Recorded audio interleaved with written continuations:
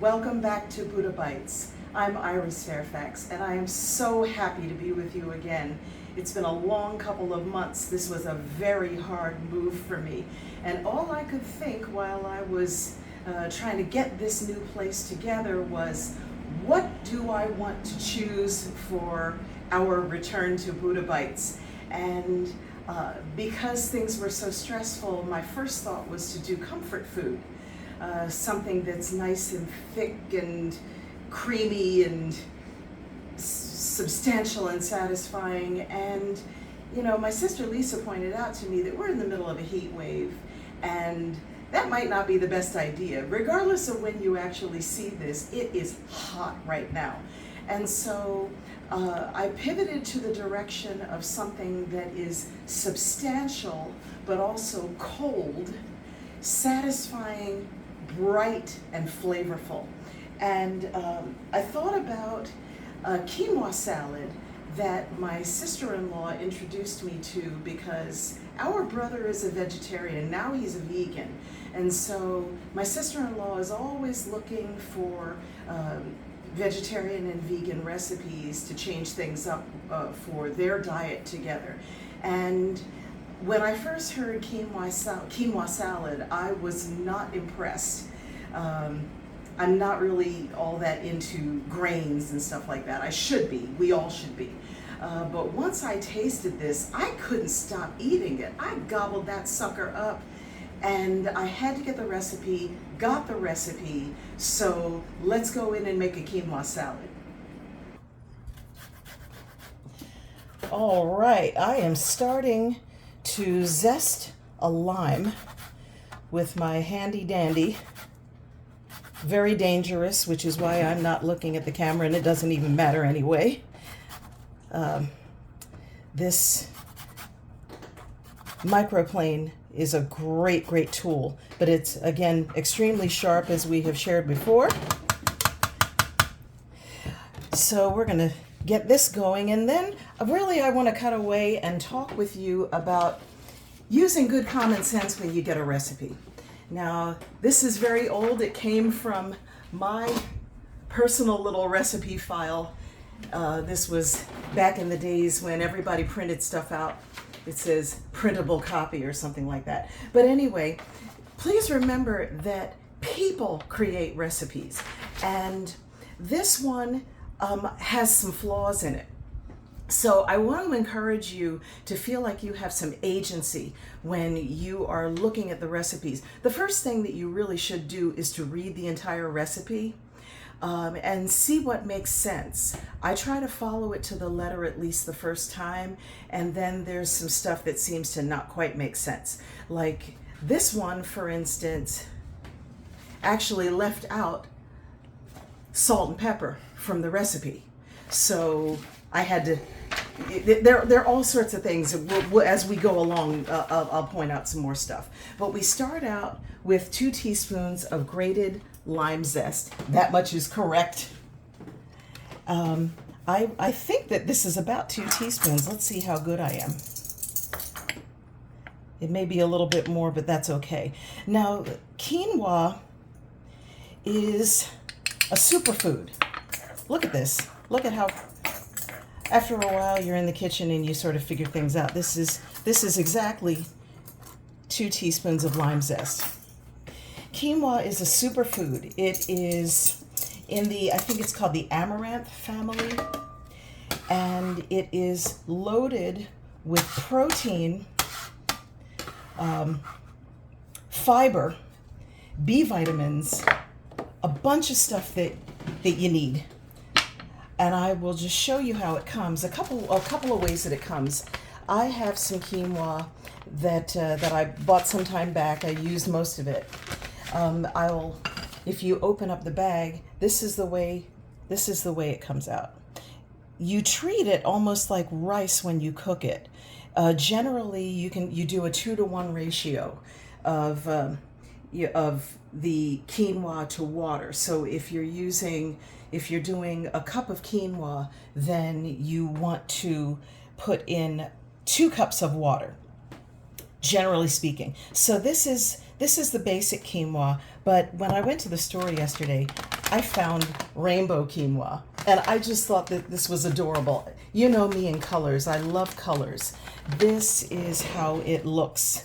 And we're going to find out how it tastes, but as far as I know, there is little to no difference in the taste, but I just love colors. So anyway, quinoa is a very filling food, which is very satisfying. You can kind of get your fill with less food, and you get lots of nutrition. Now, you'll notice that I zested the limes before I squeezed them. The recipe also calls for 2 tablespoons of fresh lime juice, but you don't want to squeeze a lime before you zest it. You want to zest it before you squeeze it. So the 2 teaspoons of zest seem to be easily yielded with 2 of these limes that I have. And so I am going to squeeze the juice into a measuring cup, and I don't happen to care if I have too much lime juice because we are going to use the lime juice one way or another. What I was going to say about quinoa is that because it is the type of grain that it is, it absorbs a lot of flavor. I used this recipe sort of as a jumping off point, as a general guide, but you're going to want to adjust as you would in any case for seasoning. And I actually found when I was practicing this last night that it needed ultimately more lime juice than I had at the time. So don't worry that you have perhaps zested too much. Let's see, this calls for 2 tablespoons of fresh lime juice. So let's see if I'm any good with this. So this goes in the bowl, and I'll tell you more about this bowl in a moment. It was a family heirloom, I guess I should call it.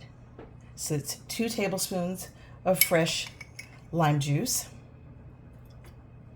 And we'll use more of this later. So, in fact, I'll put it aside to the place where we're going to use it. And that is all we need of these. So, I'm going to grab a little whisk. Part of getting this apartment together was trying to figure out the ergonomics of it all. Like what makes sense to grab where. And so I think I'm not 100% there, but I'm getting there. So the next thing is 2 tablespoons of unsalted butter melted and cooled. Now, unsalted butter is going to, once you cool it, it's going to get a little bit solid. This has, but it doesn't matter because the quinoa that I have already cooked ahead of time is going to warm it up again. So it doesn't matter that even though it was a little bit solidified, you see that? What we're making is the quinoa dressing. So we have our 2 tablespoons of unsalted butter. We add to it 1 tablespoon of regular old vegetable oil. Easy peasy, right? Nice green color already from the lime. And let's see what's next. 1 teaspoon of sugar. So this is a teaspoon, measured it ahead of time. One of the what I found about using this brown colored sugar is it keeps you from making the mistake of substituting salt for sugar. I have done that before. I had to throw out an entire set, an entire batch of bread pudding because I made the mistake of substituting salt for sugar. And with the brownish colored sugar, the golden sugar, that doesn't happen. Now, this is where this recipe had its flaws. So nowhere in the list of ingredients do you see salt and pepper. And yet, when you go down to the preparation, first thing it tells you to do is to put in a half a teaspoon of salt and a quarter of a teaspoon of pepper. So just be aware so that you don't get caught unawares. So in spite of the fact that this is the way this looks, this is a half a teaspoon of salt and a quarter of a teaspoon of pepper. Generally, when you're seasoning with salt and pepper, you will use half the amount of pepper that you do for salt. But that is, again, general. So we have our dressing, okay? I'm going to set this aside briefly, and we're going to go to the quinoa. Now, this recipe, again, says to wash the quinoa in 3 changes of cold water in a bowl, draining it through a sieve each time. I've done that before. It's messy, and it's slightly unnecessary. What I did do was I took a sieve. Now this already has the quinoa that I have already prepared for you. But I took this sieve and I just ran water over it and just agitated it in the sieve. When you use a sieve, you do not want to use for quinoa something like this. The quinoa will go right through these holes. So save this for the beans later on. But you want a very tight weave for your quinoa. So I washed it in the sieve multiple times, and I just agitated it, and then I put it in the pan. Now, what you do is you put in about 2 quarts of water, in this case, with 2 tablespoons of salt. You let that come to You let the water and the salt come to a boil, you put in the quinoa, you let that cook for 10 minutes. You drain that out. And then after that's drained, you go back to the pot. You put in about 1 inch worth of water and you let that come to a simmer.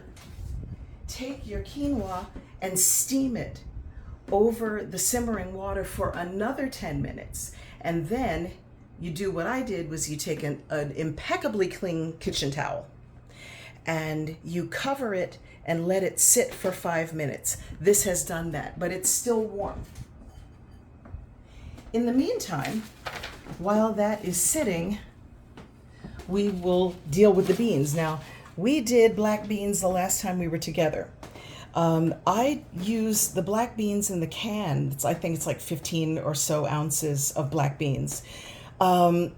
This is not going to be the time that you're going to want to use the ones that we seasoned so beautifully the last time, because we rinse off all of that seasoning. So I would not take all that precious seasoning that I went out of my way to make and just to do this recipe to rinse all the seasoning off. So this is the time to use the canned. It also means that you're not running your stove extra long. So for the summertime, this is the way to go. So this is going to go in, where did I put that? Oh, here it is. This is going to go into this beautiful bowl, and this is where I chat with you about these bowls.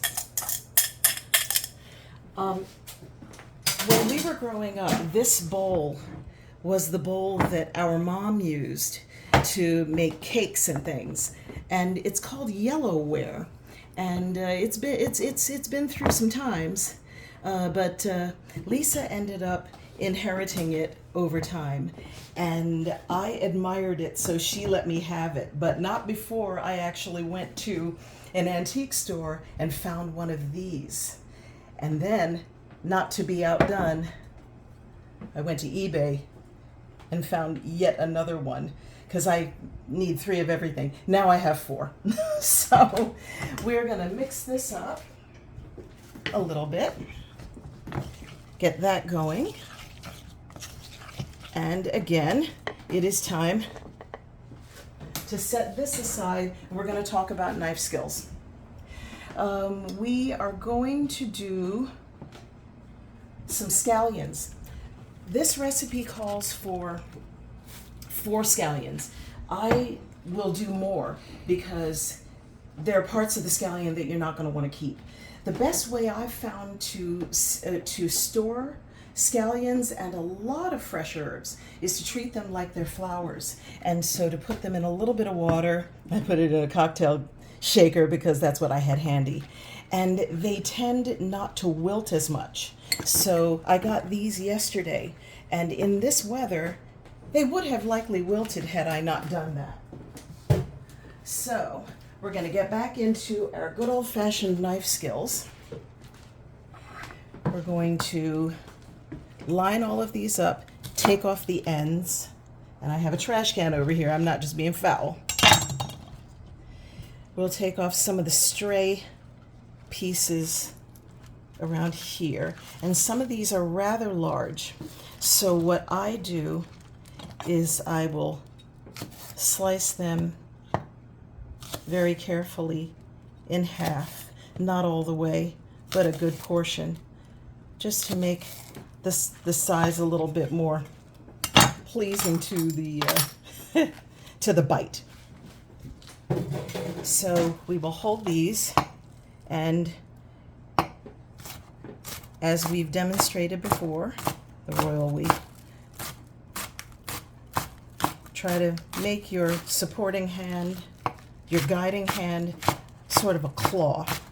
We're going to use the whites and a good portion of the greens. And this ends up taking very little time. You get to the point where the greens are looking a little rough and gnarly, and that's where you stop. And I love these bench scrapers. They're a great way to get your food wherever it needs to go. In this case, see, I'm still trying to manage with this kitchen because it's much smaller. Everything is much smaller than what I left behind. The beauty is that I love the neighborhood. Parking is easier. It's very walkable. It's accessible to my favorite stores. A couple of nice coffee shops. A Chinese restaurant that I frequented a whole lot more than I ought to have in the process of moving because I was just too tired to cook, and so much was still away in boxes. So there's the give and take. And I also have a lovely backyard, which at some point I'm going to show you. So we're going to shift this over again, go on to the next ingredient, which is 2 medium tomatoes, diced. So this is going to take some skill.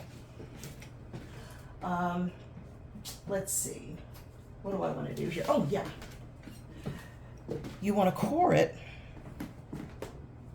the tomato carefully. I find it easier to have my index finger guide it. I'll do it again. And especially with tomatoes, you want to make sure that your knife is sharp, sharp, sharp. I think I might have mentioned before that our mom does not like a sharp knife, but a dull knife will hurt you far more than a sharp knife. So if you ever want to know if your knife is sharp enough, try to cut a tomato. That will tell you. So I want to cut it in one direction and then another, because it said, the recipe says diced. Now you want to be very careful because this can get mighty slippery. And then you want to turn it on its side. If my knife were not decently sharp, I would not be able to do this. It's going to get to the point where you stopped making dice. So that is where you do it this way. See, one of my best purchases over the years in the kitchen was a good set of knives. When Lisa and Rock got married, I was so happy that one of their first purchases as a married couple was a good set of knives. They are worth their weight in gold in the kitchen. You see how quickly this goes? Also, a sharp knife will keep you from bearing down so much on your food, which is safer for you, and it also keeps more of the juices intact. So now, in no time at all, we've managed to get our 2 nicely diced tomatoes back over to the bowl. And we will add those. Tomato down, that's okay, we have plenty. And this will also scrape up the juice really nicely. Love this bench scraper. So that goes in. So already these beautiful, beautiful colors translate into great nutrition for you. We'll take this and put it aside real quick. And we will clean the decks slightly.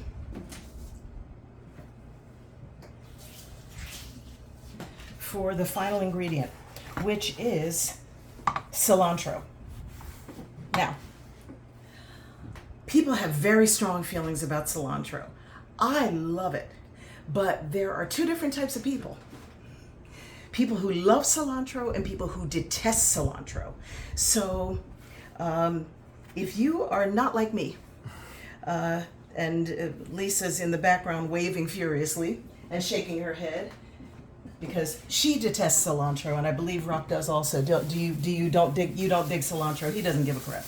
Anyway, so what I did previously was I made this salad with Italian parsley. If you use it, you want to do the Italian flat leaf parsley, not the curly parsley. The curly parsley has sort of fallen out of favor, but especially in the 70s and the 80s. Curly parsley was like the thing, but now it's mostly garnish, if you see it at all. I don't always see it. I actually saw it at Whole Foods yesterday. I was surprised. But this time I'm using cilantro because this is the one that's staying with me. Shemp parsley instead of curly parsley? Shemp. I hope some of you know what he said. If not, then you're a slightly different generation. Shemp. So you'll see that I pulled it out of a bag. I washed all of these before you got here. I washed these, I rolled them in a paper towel, and I put them back in the plastic bag that they were in, and that kept them nice and fresh. This was as fresh as they came. So in this case, and the recipe calls for 1/4 cup, what I will do is I'm going to shave this off. You just run the knife down there. I think that this is going to end up being about 1/4 cup. We'll test that later on. And with fresh herbs, the technique is this. I don't think we've done this before. You just run your knife through it. The stems are fine. The stems have a lot of flavor. That's not the case with every fresh herb. But you just run your knife through it and collect it up and run it as long as it takes for it to come to a level of fineness that sort of matches with the rest of the ingredients. And you'll see that it sort of reduces in size as I continue to slice it. So I'm keeping my hand here as a guide. I am rocking the knife. And I'm collecting up the rogue pieces along the way. And fresh herbs are the sort of thing that you want to cut closest to when you're actually going to use them. They maintain their color.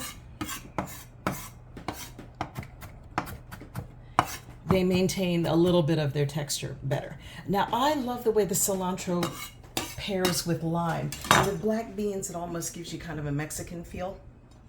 Now, let's see if this was actually a quarter cup. Here's my quarter cup.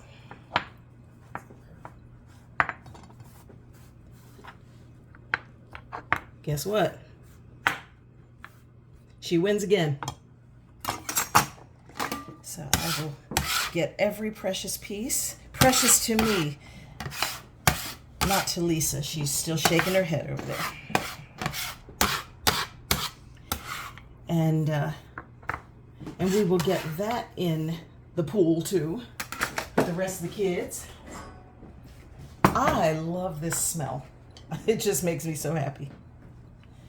And look at the freshness of all of this. And we haven't even added the star of the show yet. The star of the show has been under the kitchen towel, doing its thing, drying out, because it has to dry out a little bit. And I'm not even going to waste the bits that were on the towel. And they actually come off pretty easily. It used to be that it bothered me to put food directly on a kitchen towel, but that's partly what a kitchen towel is for.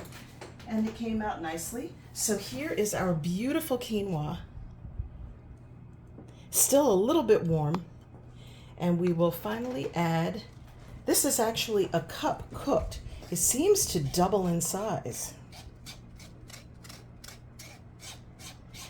And this is one of those dishes that is going to, the flavors are going to be enhanced the longer it sits. So all of this goes in, and once it's all combined, you're going to want to check it for seasoning. You'll probably want to add a little bit more salt or pepper. Lime juice is a great option if you're really trying to go easy on the sodium. I was surprised to see how relatively high the sodium level is, as reported by Epicurious in this recipe. It says that it's, let's see, it actually says that a serving is 382 calories, 12 grams of fat, 15 milligrams of 446 milligrams of sodium. I wonder how that happens. I mean, I know that we cooked it in salt.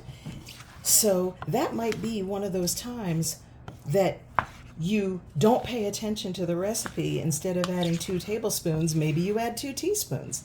I don't think that would affect it too much. I haven't tried it, but that might be something that you consider, is adding a little bit less salt to the cooking water, which would bring down the sodium level of the dish. So I'm just going to taste this for seasoning. Try to get a little bit of everything. It's actually very good. I'm not going to double dip, but I am going to add, remember long ago when we talked about this green salt, this salicornia? It is an additional source of magnesium and copper and vitamin B3. Who couldn't use that? And earlier there was one that I prepared that we added some of this, and it really enhanced the flavor. It has like a vegetal green aroma and flavor. I think that's the best way that I can put it. It gives a salty flavor without adding salt. There is no salt in salicornia. So here is your beautiful black bean and tomato quinoa salad that is going to sit in this gorgeous bowl. And I'm not just taking Lisa's bowls. I actually bought her one that's her favorite color, so it's coming in the mail soon. But This is so beautiful. And I think because it has very little dairy in it, it only has those 2 tablespoons of butter. It also I think is a good picnic item because it sits out without worrying about certain things turning in a way that's unhealthy. So this is the one with the dreaded cilantro. And I also made, and this is the one that's going home. Ooh. And this was a bowl that I got. I couldn't resist this bowl. This is the one that I picked up online. It's also a vintage bowl, but this is with the Italian parsley. It's certainly going to give you a little bit of flavor. It's not going to give you that soapy taste that people don't like with cilantro, but it's still really delicious. It's a lovely, lovely option. So, the best thing I can think of to do is to take a break, use up some of this lime juice on a cocktail. So, see you in a moment. For the longest time, I detested gin. I love the smell of it. I love the juniper smell, but I felt like it tasted like cologne, if you've ever accidentally tasted cologne. So I was talking with a bartender friend a few years ago, and for some reason, I really wanted to like gin. And so he made some suggestions to me about sort of the gin to start out with that was the mildest, and how to maybe prepare a cocktail where it's not as juniper forward. And I came up with my own thing. I've called it the Gateway Gimlet. I have graduated to a different type of gin. I love Bombay Sapphire East. I don't know what it is about this stuff, but I love it, love it, love it. So we're gonna take a shaker that already has some ice in it. And you have seen me make cocktails before, and I have not made measurements, and I'm not going to do it now. So I'm going to take a little bit of this gin. It's up to you to decide whether you think that's a little bit. I'm going to add a splash of limoncello. This is a lemon liqueur. It has a relatively high sugar content, so it sort of blunts the sharpness of the gin. And as you see, I have enjoyed it many a time. It's great for after dinner. I'm going to put a splash of limoncello, and every gimlet has lime juice, and we had extra, so I like lime juice, so I'm going to put all of it in there. And we will shakey, shakey, shake.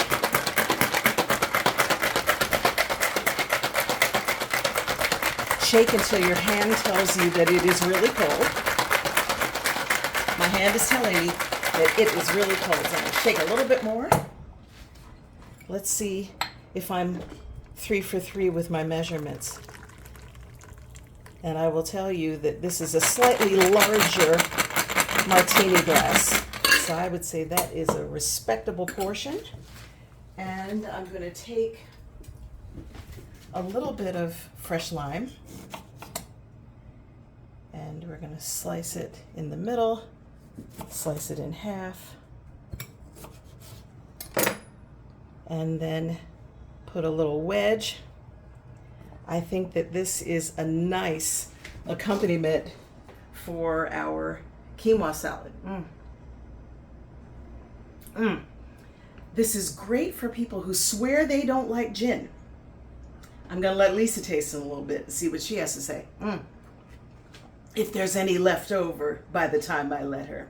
But let's go to the other room and have a little bit of a taste of what we've made today. Well, there you have it. We have a quinoa salad. I garnished it with a little bit of the cilantro because I'm one of those who likes it. This, I'm going to squeeze a little bit of lime on it just to kind of boost the flavor. Now, this was the one that I just made, so it probably could use a tiny little bit of a boost in spite of the fact that I think it's delicious as it is. because I did taste a little bit of it. And I have paired it with a little bit of Mediterranean tuna salad from my food co-op, and some Bib lettuce, the Bib lettuce. And so let's see how this is with, of course, this is delicious. I highly recommend the extra squeeze of lime. This has a real Mediterranean feel, even though I said it seemed Mexican, but now that I'm sitting here, it feels Mediterranean. And I think it pairs well with this delicious tuna salad. But as I did that first time when my sister-in-law made this, I keep going back to the quinoa. Try this at home. If you don't like cold salads, if you're not crazy about grains, if you feel like a salad is like punishment, give this a try. And of course, wash it down with the gateway gimlet, the gateway to gin drinks to come. I'm so glad we're together again. This is Iris Fairfax from Buddha Bites, and as always, remember, you are the Buddha. Cheers.